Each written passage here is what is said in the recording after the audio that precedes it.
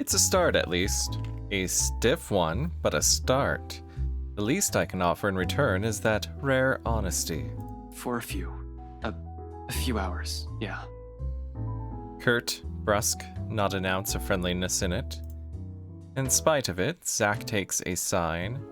Relief washes over him as his shoulders relax and he releases a tense breath. Soon, he's closing the distance he has put between us and flops onto the chair to my right. I think the better question is if the dreams are pleasant.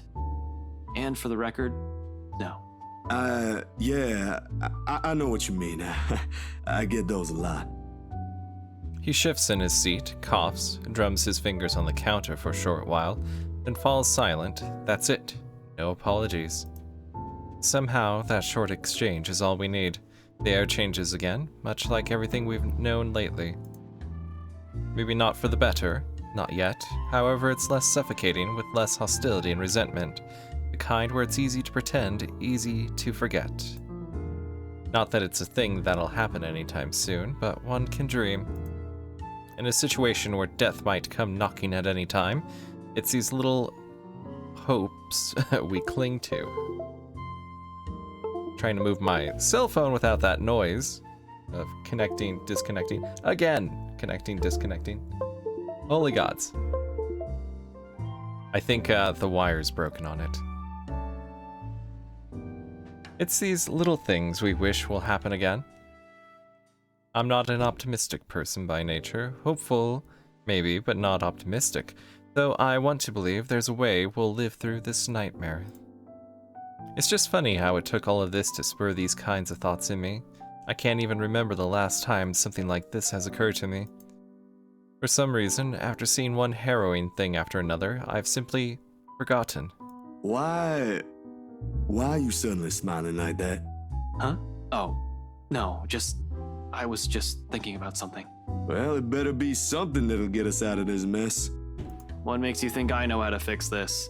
Until 2 days ago, I didn't even believe a word you guys have been telling me. Zack, I function better when I'm dealing with homicide cases. Hey, this is a homicidal ghost, after all. Hell, feel free to throw in the usual robbery and missing persons case into the mix. I don't care. Give me a few days and I'll give you a lead. This isn't how I operate. This isn't what I'm good at. For all you know, I might even end up getting us killed. I have no idea what I'm doing. Well, the fact that you're frustrated but still trying already means something, Ash. Besides, you don't make that face unless you already have an idea. It can't be any worse than this. Maybe. Hanging out at a bar. What's on your mind, Ash? There really is something about Z-Man. Between Rebecca and him, I tend to share with him things I won't normally say to the other. Unlike her, who pushes, sometimes with the same tenacity as her moods, Zack has this strange tendency to ease people into telling him what he wants to know. Oftentimes, the question feels so subtle, it catches me off guard with less force and more forbearance. After all, out of everyone, he's the most grounded. Really, he's like the older brother I never had, the kind you can depend on when things go sour. The kind you tell things to simply because he'll listen without forcing his own opinions on you. We still have one more lead we haven't checked. I'm gonna look into it tonight. It doesn't take him long to put two and two together, and his calm expression abruptly dissolves to worry the second he realizes what I meant. We have already examined the letter, read through piles of documents. There's only one we haven't given a once-over. The mansion. Of course, Zack may not be the kind to push, but that doesn't mean he agrees with everything that comes out of my mouth. It's his way of keeping me steady and on my feet through the years. Hold on, didn't you tell me not to go in there? Whatever happened to stay away from Luke Wright? You're an unarmed civilian, Zack. And so? So, I want you to stay here and keep yourself safe. I probably won't take too long, but I don't know what might happen. I'm not even sure if I'll find something in there. G will keep an eye on you guys. If you need anything, that woman shows up, just holler. He'll help out, no questions asked. You don't even need to explain anything. I hardly think a bartender can help with a ghost. Like, what? What is he gonna do? Throw alcohol at her? He's not willing to concede, not from the manner he grips his knees or the ridges set to his jaw. I'm going with you. You can't go in there alone, Ash. I heard something. The morning I was there, I heard someone scream, and then there was a woman crying, And maybe that was Marianne. I don't know what's going on inside that mansion, but I am telling you, you shouldn't face whatever's inside alone. Yes, everyone should go, and this should be like the showdown. Before I can stop myself, a heavy breath escapes from my mouth. It's one of those times again where Zach means well, but he's completely missing the point I'm trying to make. When things take a turn for this, when he gets in a mood like this, he's almost as headstrong as Isabella. How and where do I even start? I guess I'd feel better if I didn't have to worry about you. Aww. There's the bromance. Right there. There are only two ways this will end. I agree with him and take him with me, or I agree with him and drop the idea altogether. Neither appeals more than the other, especially when we're all desperate for answers and a way out. If all it'll take is a little more honesty to make him drop this harebrained idea, so be it. Look, man. Bro. Z-Man. Zach.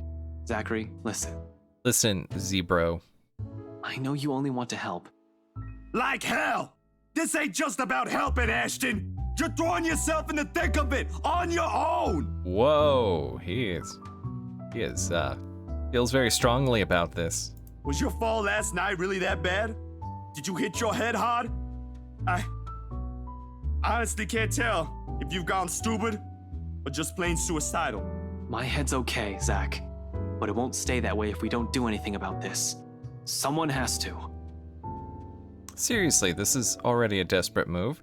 The longer we dally, the faster we're losing our options. Do we even have one? Looking back at it, this whole business with the ghost seems perfectly set up to drive us into a corner. Either until we lose our mind or she gets us.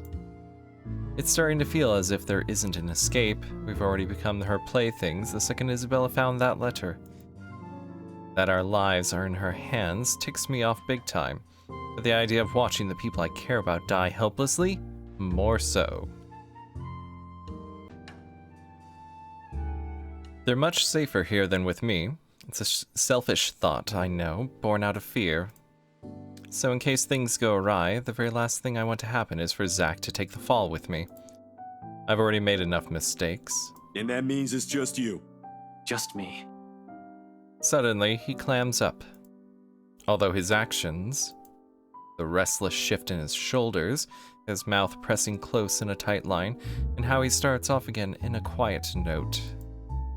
It all gives away his real thoughts, long before two words have even made it out of his mouth. I'm sure you already know about this. Maybe this is you trying to make amends, or whatever. I don't know. You're making your own decisions here. But if something happens to you, it'll be just that.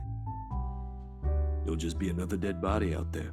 Please, don't do something like this. Don't worry. I'm not stupid enough to get myself killed. Oh, you are. I just want things to go back to normal, Zach. What is normal anymore? Another dead air follows at the heels of that one admission. The meaning of my words, too heavy, too striking, it stuns us into another lull. Optimism aside, we're both aware that's impossible. We're going to have to deal with the trauma right after. There'll be the images, the voices whispering inside our heads, the foreboding feeling. The stench of blood, gore, and death trailing after us. We may survive this, but those things, they will remain in us for a long time. There is no true survival. One does not survive something like this without it leaving something in you. Just the mere thought of what might come right after makes me dread it. What this has changed in all of us. But I suppose that outcome is more acceptable, the lesser of two evils. 3 hours. My head snaps up and I turn to him, puzzled. He's staring at his hands with a thoughtful expression, brows furrowed in deep concentration, like he's trying to choose the right words to convey what he's about to say. 3 hours? For what? That's more than enough time to go there, to check things, like you said, and travel back here. If you don't show up here beyond that, I'm going after you. From his tone, it sounds almost like a warning. I'm sure it's not his intention. But hearing something like that from a person like Zach, I can't help but chuckle and throw in a jibe, despite how dire things are. Just like the old times. Make that 4. What? You said you're just gonna check things. Why would you even need that long? Speed limit? Travel time. I'm a ranked law enforcement officer, Zach. I'm supposed to set an example. I so wanna punch you right now. Of course, Zach never carries it out. In light moments like this, it's just how he is, how we are. Unfortunately, G chooses the next moment to show up.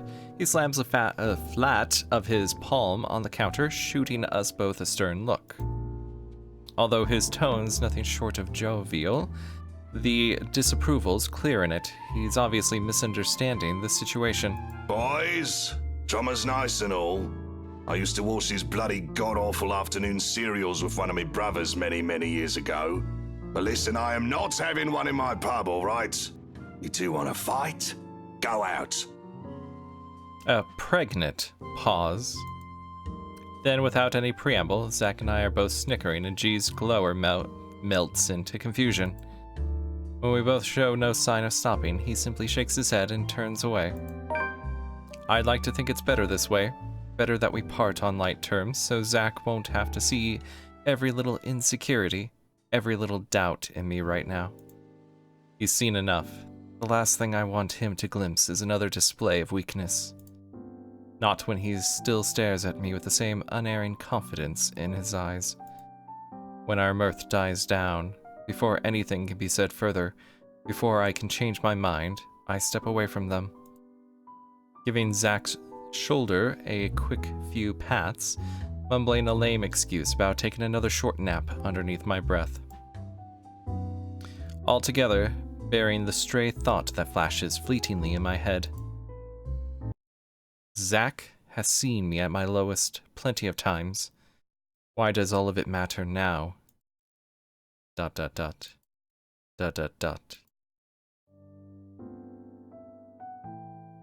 sun hangs lower when I stumble back into consciousness and drag myself downstairs. Apparently there's 2 different bartenders, the faceless one and the one with the face. Around this time, the patrons usually start to trickle into the main lounge until it reaches a peak around midnight. Today, however, it remains thin. But considering what day it isn't too worrisome for the kind of business G runs. He has always complained about the lack of a decent crowd on week start, although he doesn't really begrudge his customers for it. No one wants to start the week with a bad case of a hangover, after all, even him. Which makes the concerned look he gives me come off a bit too odd. With the kind of danger we're in, this swiftly puts me on the edge, even before sleep completely fades from my mind. Something wrong, G? G hums, but there's an undertone of annoyance in it despite his casual and open movements. And only after he finishes wiping a tumbler and carefully settles it face down on the table does he give me an answer.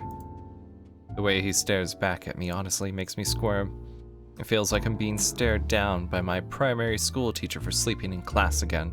Nothing much. Monday's still a slow day for this place. But you might want to check on your friends, kids. Looks like one of them woke up on the wrong side of the bed while you were out. I am going to guess Rebecca. Another question forms in my head along with a small confused frown. Although before a single syllable slips past my mouth, Rebecca's irate voice rings out from some part of the main lounge. From the sound of it, it appears woke up on the wrong side of the bed is a complete understatement. Alone? You know we can't just go in there. But we don't have any other choice, Becca! There's really no other way. We have to go there. If you'll just... Isabella, no. That doesn't sound too comforting. Once Rebecca assumes that kind of tone in an argument with Isabella, usually ends with one of them walking out or both giving the other the silent treatment. It lasts for about a week at most if it's really bad, which really isn't what we need right now. I've hoped the bad blood from this morning will simply blow over after all of us has gotten a decent rest. I should have expected things won't be the same with them as it is with Zach and I. Turns out sleep isn't just what some of us need. Even G appears to understand it. In spite of his efforts to look as unconcerned as possible, there's a tense set in his shoulders. A nervous edge lingers in his eyes as it occasionally flickers over where Rebecca and Isabella's voices are coming from. He doesn't want to deal with this, especially at the start of another busy week. Neither do I. Things have worked out well between them before, without Zach or I meddling. But the imploring glance G directs at me leaves me with no other choice. It almost feels like he's guilting me into doing something about it. I hate that it's working. You know how I run this pub, kid. No fist fights, no cat fights, only good booze, bad puns, and off-key singing. No on-key. It better be off-key, goddammit. Go fix it before it blows up in your faces. I'd hate to throw two girls out of this place over a petty argument. It's probably not as petty if Rebecca's already shouting like that, but I give him a nod nevertheless. Sorry about this, G. He hums something under his breath for an answer and waves me off, turning away and returning to his work without another word. Even with the lack of a sizable crowd, he likes to keep busy. We're the same in that regard. Can't remain still, always has to stay moving, doing something, thinking, whatever keeps the brain at work. I leave him to it shortly after. Rebecca's voice rings out once again, followed by Isabella's. A part of me wants to thank him for all the trouble he has taken for people he barely even knows. Once this is over, I should probably find some way. In the meantime, I have this immediate problem to fix. Gotta get to this before it turns into a shitstorm both of them will regret. And I know both of them will. For all of Isabella's complaints about Rebecca's bossy attitude, or how annoying Rebecca sometimes finds the other's childlike demeanor. It's a friendship they both cherish in their own way. Rebecca's already on her feet when I spot them in an almost deserted area of the pub. I'm willing to bet my entire life savings that people are staying away only because of the brewing storm. Rebecca can have quite the mood when she's crossed. I can't speak for Isabella. I rarely ever see her seething, but from what I've heard, it can be very unpleasant. The way she's glaring up at the redhead from her seat, regardless of how much the other woman towers over her right now, already says everything. Empty plates have been left neatly piled on one corner of the table they occupy, a conversation that turned sour sometime after a late lunch then. Good thing they've already done and nothing's left to be spilled. Because, in the next moment, before I can approach and intervene, Rebecca slams her palm on the table. It sends the silverware clinking sharply against the surface. Isabella flinches momentarily, we both do, though she shows no indication of surrendering in the face of Rebecca's temper. Everything escalates from there. You've already gotten us in enough trouble because of this let a ghost everything. You're blaming me again. And you can't expect everyone to fix your mess. You keep on putting the blame on me, but you're the one who didn't listen. All of you. If you just listened in the first place, maybe this wouldn't have happened. But you're too busy acting like you know what's best for everyone, when in fact you're the one who's being selfish. I'm the one who's selfish. Yet you're still going to do what you want anyway, even if the people around you are already beside themselves with worry. I guess Zach didn't tell them that Ash was gonna go and off on his own. This is how you've always acted since we met, and I'm tired of it. Sometimes I wish you never even came here, because all you've given us is a headache. Oh my. You know why I haven't come here. My dad. Your dad has nothing to do with this. It has always been you and your whiny, careless self that has always been the problem. Well, there's gonna be quite an ordeal once this is all over. Can they mend things after Rebecca has said all these things? Maybe I should have stepped in earlier. No shit, Ash. Maybe I should have said something the moment Rebecca has slammed the flat of her hand on the table, or the second I've entered the area. Either way, it's too late to act. Harsh words have already been hurled between the two. Words more cutting than any blade, each and every one of it digging a wound too deep in the person they've been aimed at. For a long time, Isabella sits there in silence, while Rebecca stands unmoving, arms crossed and breathing heavy. Despite the lack of words between them, they're both vibrating with anger, refusing to meet the other's eyes. Ever so slowly, the atmosphere in the room turns thick and smothering. Strained air no one in the immediate vicinity, including me, dares to break, till the ones at its center does so. Rebecca definitely won't. At some point in our friendship, she has grown to become a woman firm with her opinions. She's never going to back down from this, not when she knows she has a point. Isabella, on the other hand, there's always been a certain stubbornness in her, as frustrating as it is to see sometimes. It's what has gotten her through life's hardships. Perhaps even the only thing that has. When you have nothing else, people tend to cling on to what they have within themselves instead.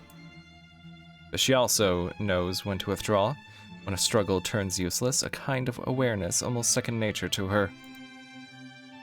When enough is enough, Isabella abruptly stands and marches towards the exit in fast, rigid steps away from the hurt and painful words they've let fly earlier. She bumps into me in her haste, the heavy impact nearly knocking her off of her feet. Instinct kicks in at the last moment, and I reach out for her, grabbing her arm in a steadying grip. Surprise flits across her face, an expression mirrored by Rebecca behind her. Neither of them have noticed me. However, that doesn't mean I won't have things to say about this. Oh, I think Rebecca was out of line, personally. You okay? Let's check the relationship. Oh, Rebecca doesn't like us. Rather than answer, once her shock subsides, she merely averts her gaze and hastily wipes the tears off her cheeks, like she only noticed them in that moment. Then, without another word or even meeting my eyes again, she gently brushes away my hand and runs off, leaving an awkward hush in her wake. Rebecca soon slumps on the chair Isabella has just left, gingerly reaching up to press the bridge of her nose and breathing out a ragged exhale. Arguments like this have always drained both her patience and energy, usually more than her rowdy students do, despite being no stranger to it. It's no excuse for her to say those things, though, and my disapproval must be clear enough on my face. When she finally glances back at me, her exhaustion immediately shifts back to annoyance, her mouth curving down to a tight frown. I cross my arm in response, waiting, a reaction verging on instinctive in the face of her irritation. Regardless of my opinions about this, I don't say anything yet, not until she's the one willing to talk. Another minute passes while we stare each other down, but eventually she breathes out again and relaxes her rigid posture. What do you want, Ash? If you have something to say, just tell me, or I'm going back upstairs. Did you really have to say it like that? Well, how do you want me to answer her? Do you want me to just let her go there and do what she wants? I know you won't be too happy if I did that. That's a low blow, Rebecca. Even for you. We all know she wasn't even planning on staying here this long. There was no need to bring it up if all you wanted to do was stop her. Did you even see how she's acting? She's not a child anymore. Even my students can do better. Becca, she'll listen if you'll just ask her properly. I know you mean well and you do have a point, but please be a little more thoughtful next time. Go think about it for a while. By some miracle, the whole discussion ends right there. Rebecca elects to stay silent, or at least it's how it seems when a minute or two passes and she says nothing. A rare occurrence when she almost always has something on her mind. Only an uneasy atmosphere hangs in the air when I finally decide to remove myself from the room. She doesn't stop me. Instead, something inexplicable flickers momentarily in her eyes, one that quickly disappears until only a vague notion of it remains in memory. But in that one exchange, I've caught a short, clear glimpse of what has shifted, of what's inevitable. Is this foreshadowing of the shit that's gonna go down in the mansion in the last chapter? So much has changed throughout the years. We will never be the same people we once were. And if it's for the better, we've yet to know. ... A lull has descended in the main lounge once I return. G's nowhere to be seen, despite this faceless man behind the bar. People continue to trickle out instead of in, and by the time I get back, only 2 tables remain occupied. Soon, these people too will be gone, and the whole place will be devoid of anyone. Frankly, its current state already lends the place an entirely different vibe. Along with soothing strum of strings and the steady beat of drums playing overhead, there's a calming sense to this. A far cry from times I've been here before. And perhaps it's for this reason why Isabel has chosen this place to retreat. She sits quietly in the furthest corner of the room, in one of the tables set right beside the windows. G usually keeps the curtains closed around this hour, but a small portion of it has been pulled back, revealing the busy streets outside. The late afternoon light spills right through it, outlining her small form and pulling on the surface of the table where both her arms rest. In her hands, she flips a piece of folded paper, turning it from one side to the other without any purpose. The letter. A small frown creases her forehead while she stares at it, yet there's something oddly tranquil in the picture she has unknowingly painted. Something I can't bring myself to disturb, if only for a few seconds.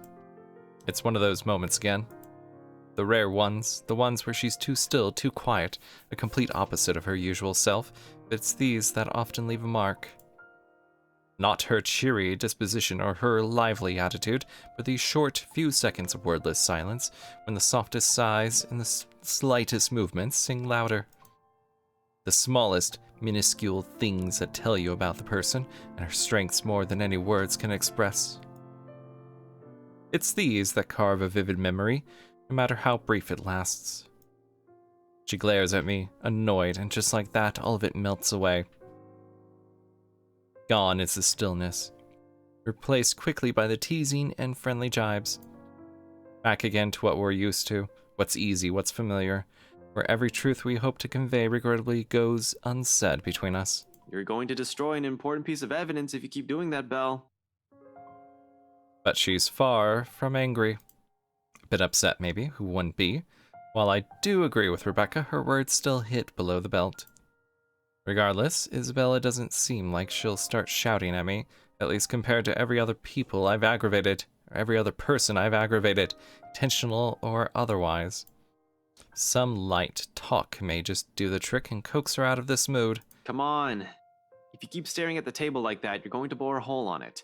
I really don't want to OG a new table. He'll pick the most expensive one and leave me begging on the streets. She levels a quick glance at me, her expression dry and impassive enough to drain every color out of the room. It's as if I've just told her a terrible joke, and she's expecting there'll be more of it. Really now. She needs to give me more credit than that. My jokes are funny when I want them to be. And I really don't care. I'd even take pictures and post them online. Go away, Ash. I don't want to talk right now. Yet, it sounds half-hearted at best. Like what's happening has already sapped every bit of energy in her, and all that's left are the words. Pretty soon, those two will lose their meaning and leave a hollow shell in their wake. It's already unusual to see her like this. Everything has already gone to shit. I'd like, at least, this one thing to stay normal. So, somehow we manage. We continue for the better half of the hour, talking, joking with her short, feeble responses and banter that never goes anywhere. But it's enough. In the grand scheme of things, amidst the chaos and death overshadowing us, it's these little inconsequential moments that matter. It's her smile, her laughter, when it finally rings, easy and free of her burdens. Okay, I have another one. I don't want to hear it, Ashton. Go away.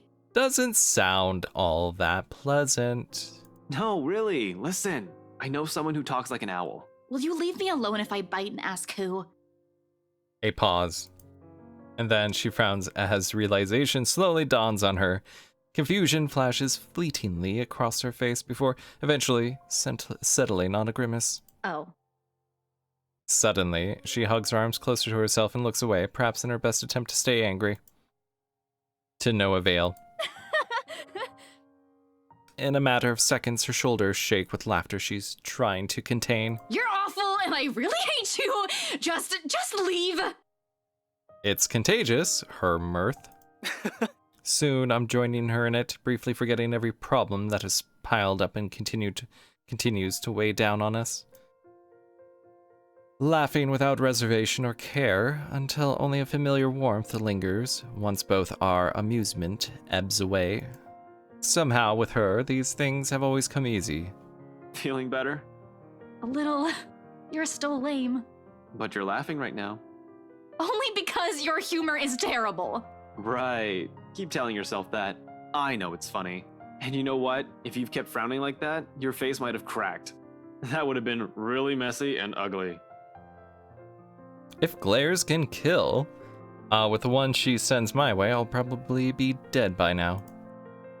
Seeing it directed my way, it takes only a few quick seconds for me to realize how she might have also taken my statement. How wrong and rude it might have sounded in her ears, however unintentional it is. I've never been good with words. That's never an acceptable excuse, is it? Suddenly taking the brunt of her anger seems less complicated than correcting or explaining myself. Nevertheless, I try. What?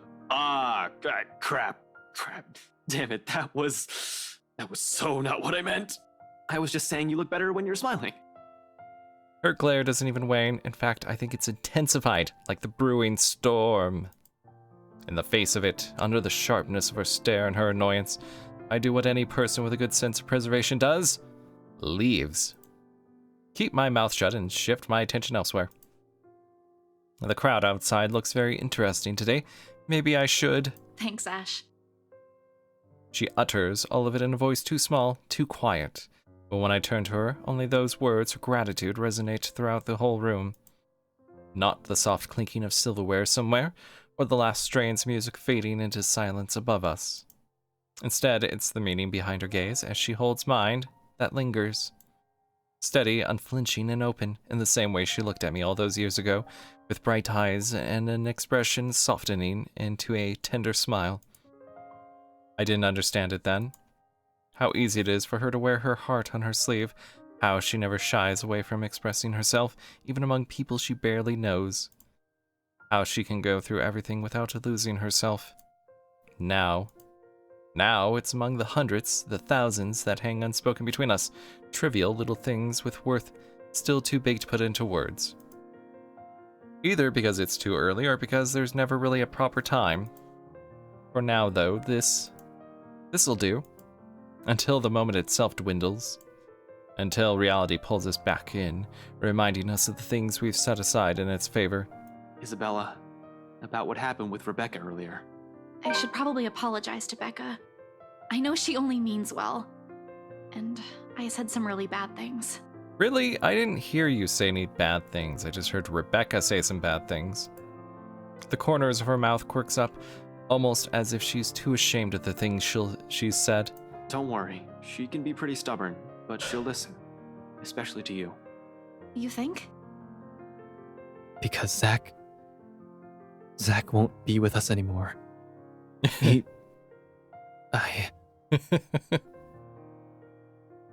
What?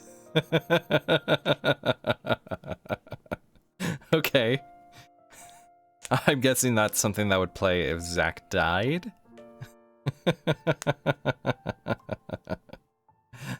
Foreshadowing. You're one of the few people she likes. She won't stay angry for long. I can vouch for it.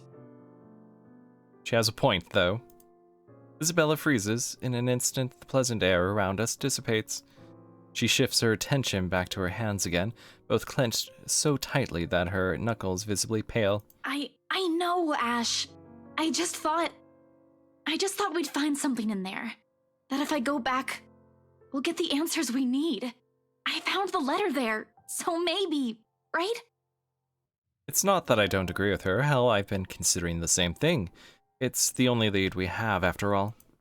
But Rebecca also has a point a point I will always agree with, no matter how desperate I am. It's not going to be a simple walk in the park. Who knows what we might find in there? If she comes with me, I won't be able to guarantee her safety. She'll be in even greater danger. Hence, alone. Exactly as I have told Zach. If there's a need to go back to that accursed place, I'm doing it on my own. Whether or not the rest of them agree with this plan is inconsequential. Their well-being is my top priority, and I'm not just about to drag them in there with me. So I tell her as much, despite the determination and desperation in her eyes. Anything to keep her safe. I guess it's dangerous. Get it, Belle. You're not going back to that mansion. But Ash, what about... This isn't up for debate. Do you really think they'll just let you in? Do you really think they'll give a damn if you walk in there carrying that stupid letter of all things? No, but there has to be something we can tell them. Ash, they were with me during the open house. They have to know. They're in as much trouble as we are. They're living in that place. That ghost woman came from there. Both her and the letter. Something's in that house, Ash. And whatever it hides might be the only thing that'll get us out of this mess. All right. Suppose you do find an answer there. What happens? Let's say that by some dumb luck, you got inside and found something. What if you see her again? What if she goes after you? What are you going to do? It's not like we have any other choice. Besides, I'm pretty sure you've already thought of the same thing. Admit it. That doesn't mean I'm going to let you run straight into trouble. What you're planning to do is risky. For you. Give it up, Isabella. Unexpectedly, Isabella merely clams up. No resistance, no further argument, like I've come to expect from her. Uncharacteristic. Just a silence that stretches far too thin, till the air in the whole room grows awkward and suffocating. A standstill that'll get us nowhere. Although if there's one thing our talk has wonderfully succeeded at, it's making me feel like a total asshole and a hypocrite. And I am, considering my plans tonight. Sure, I can tell her, but what good would it do? I've already told Zach one person is enough. Hell, simply letting someone in on the plan makes me iffy. Broadening that circle and revealing too much would just cause another pointless concern. But someone has to be aware, or at least of where I'm heading off to in case. In case things don't pan out, expect the worst, even if I've only intended to do a quick survey of the place. In my own words, risky. Isabella doesn't need to be burdened with the worry my entire scheme entails. I like to think that yes, to some extent she understands, even if she does not entirely agree with me. The dilemma is clear in her. Otherwise, her scowl wouldn't have a deeper set to it, her lips wouldn't be pressed in a thin line, or her hand would no longer be balled into fists. She would have pushed that argument, if she doesn't, and I know she has no lack of things to say. Maybe it's because she has already heard the same thing from Rebecca. Maybe my words have made her come to her senses. Either way, it's best that we simply leave it here for now. I stand up as soon as footsteps shuffle from the next room, its cadence slow and hesitant. Shortly, Rebecca comes into view, clutching her hands firmly in front of her and sporting the same uncertainty in her face. That's not what I'm seeing right now. She casts me a cursory look, then shifts a nervous one to Isabella, who studies her with an almost hopeful gleam in her eye. Their fights never did last long. Belle, can we talk alone? Her interruption could not have come sooner, and I'm all the more glad for it. Whatever kind of friendship I share with the two, this remains something for only the two of them, much like my own with Zach. I'm the outsider. They don't need me here. It's all the reason I need. Muttering an excuse, I beat a hasty exit out of the main lounge and leave them to mend their own things. Before Isabella can say what she's been mulling over, for the last imploring glance she directs my way forces me to change my mind. It's another lasting image that firmly etches itself in my memory, one that spurs the conscience, among other things. I just hope I won't regret what I've chosen for myself tonight. Oh my god, get on with it already. I am ready for this to be done. Galway Shawl's Monday night crowd, although small and barely occupies a quarter of the whole pub, provides ample enough cover for anyone who wishes to leave the place unnoticed. Just exactly what I need tonight, with the lively music and chatter slipping out, mostly unseen, becomes a piece of cake. Without much trouble, soon enough, I find myself standing outside under the chilly Luxborn night. A gust of wind picks up after I step out, carrying the telltale smell of an impending rain. I'll give it about an hour or two before it starts. From the looks of it, tonight will be another downpour, maybe even stronger than the one we've had this morning. On instinct, I hunch further into my jacket, hugging its thick material closer to my body while I weave my way through the lines of empty cars in the parking lot. The letter crinkles in my pocket with each step I take, though I pay it no mind as I hurry towards my car. I've nicked it minutes ago from Isabel's belongings. On my way out, if this is all connected, I need this damn piece of paper with me. However, it's ridiculous it sounds, I'm quite sure it won't be missed either, but I can't waste time here and wait for her to find out, can I? 4 hours is all I'm giving myself to get this done. 3 if I'm inclined to go by the rules Z-Man set, but when have I ever? Regardless of how generous that is, each second's just as important as the next. So I hurry, one footstep over the other. Hey. As I make a beeline for my car. That was a cat stepping on my phone. At least this time he didn't throw up on it. But as with every plan, problems crop up at the last second. It's practically a universal rule. Like, all of them show up and they're like, no, we're going. And it does. In the form of a lone figure waiting for me next to my car. It is the professor. Or the bartender. Oh, it's Rebecca. This is where she confesses her feelings. Rebecca turns just as I near, the corners of her mouth twitching up in a wry smile. She offers no greeting except for a slight tilt of her head. Even as my pace slows and I look at her with all the unvoiced questions in my eyes, she remains wordless, merely throwing her head back and shifting her attention up at the starless sky when I come up to stand beside her. Another gust of wind blows as she breathes out a sigh, weary, thick with something close to resignation. The breeze carries all of it away, while she hugs her arms closer to herself to keep warm, which raises the question why she's out here. The air is already heavy with the promise of rain, with clouds obscuring the view. There's really nothing left to look at but a dark blanket of nothingness. Still, she stands here as if she's intentionally waiting for everything to fall. That, or she's here for some other reason. But before I can voice a single word, express a disapproval of any kind, she raises a halting hand at me, sharply cutting off the rest of my question. I'm not here to stop you. Wherever it is you're planning to go off tonight, I won't be able to anyway. You look like you've already made up your mind. Go back inside. It's going to rain soon. It'll probably be even heavier than the downpour we had this morning. You wouldn't want to be caught in it.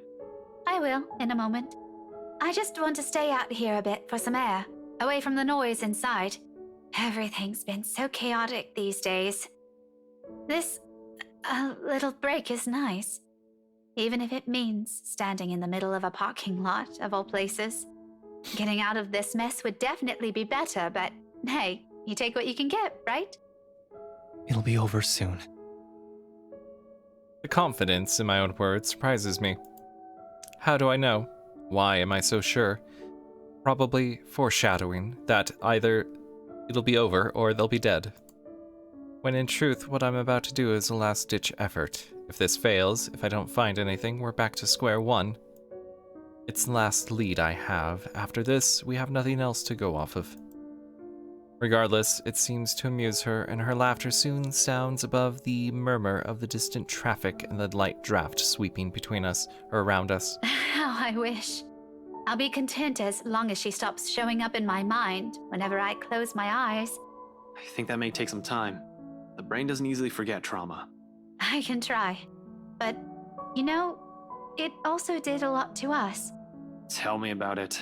The back of my head's still smarting from my fall last night. Not that kind. I'm talking about us. As people. I hate to admit it, but this whole deal with the ghost, with the curse, it also brought out an ugly side to us. To all of us. And it made me realize plenty of things about myself, about us. Rebecca trails off. Suddenly, a pensive expression spreads across her face. I've seen it countless of times before. And every time I see it on her, it's usually followed by memory. A silly story, even something embarrassing I've said from childhood. Unlike me, who'll much rather forget, she remembers each of them so easily. I have a friend like that. You just wish they wouldn't remember. And after a short bout of silence, when she smiles, I know this one of those times again. Do you remember that one time back in secondary? Oh my god.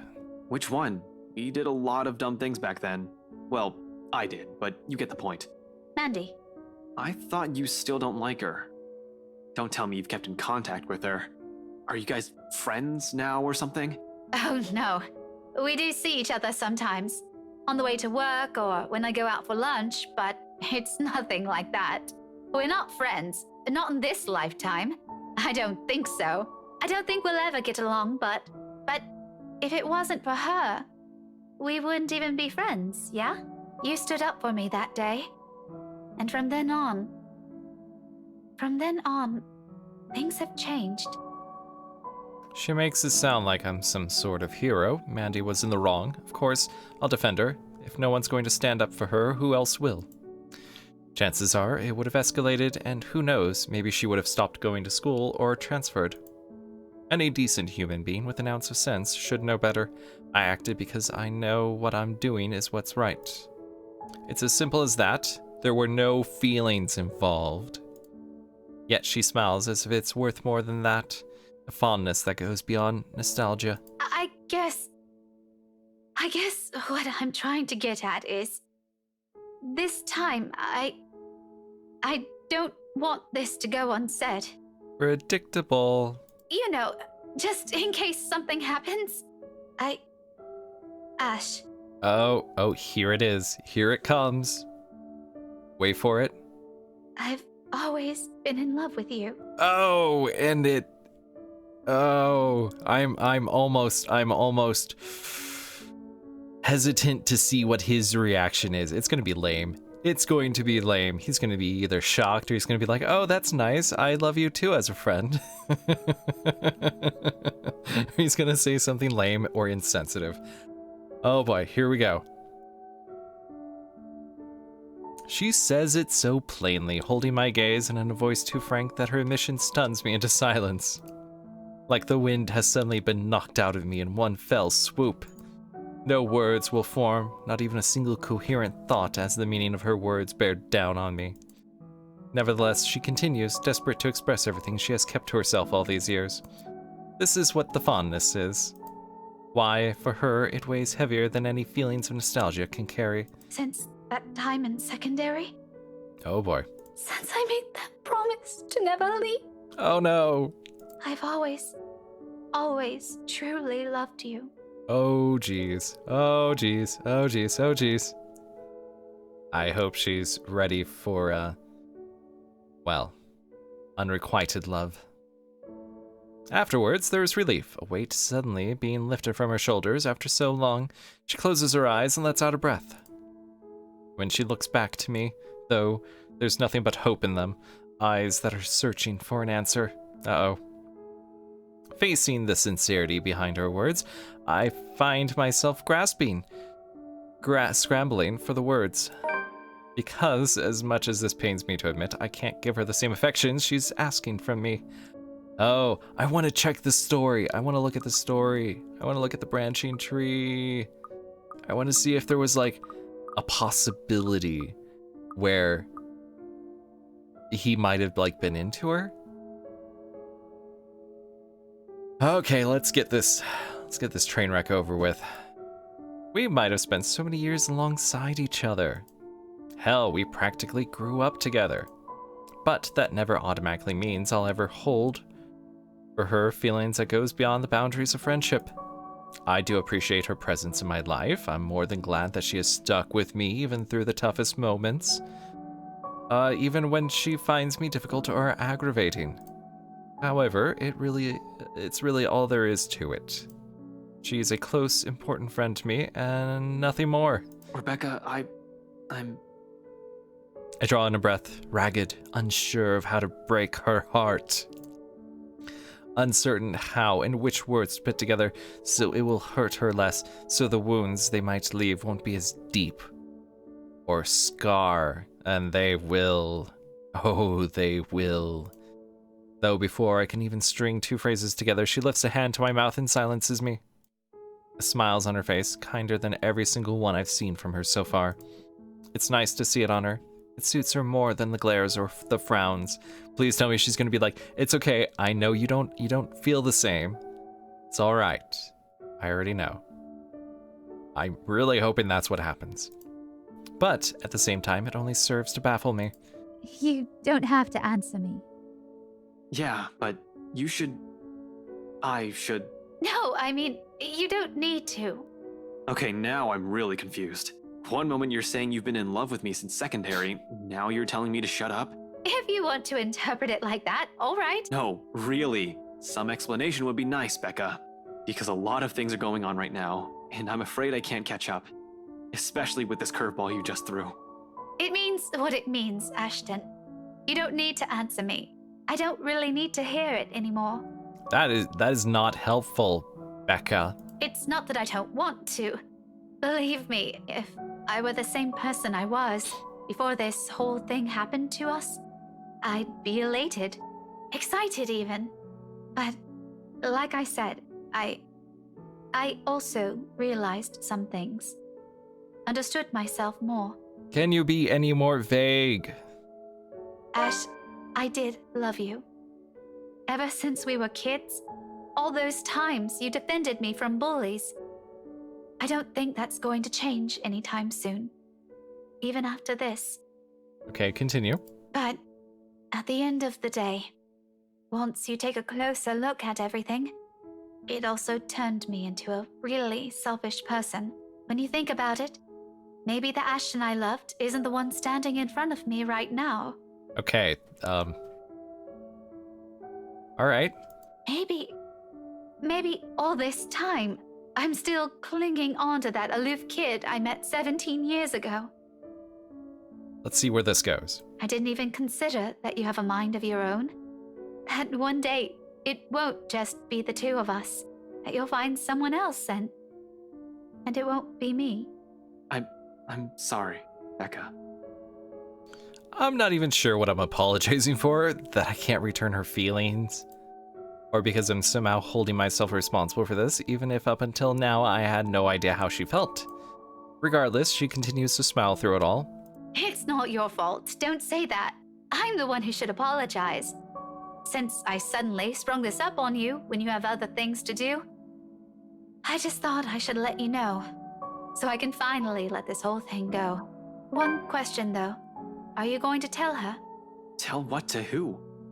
I pause, frowning, a brief moment of doubt while I try to figure out what she's talking about all of a sudden. When it finally sinks in, though, my bewilderment hastily gives way to utter embarrassment. Oh, shit.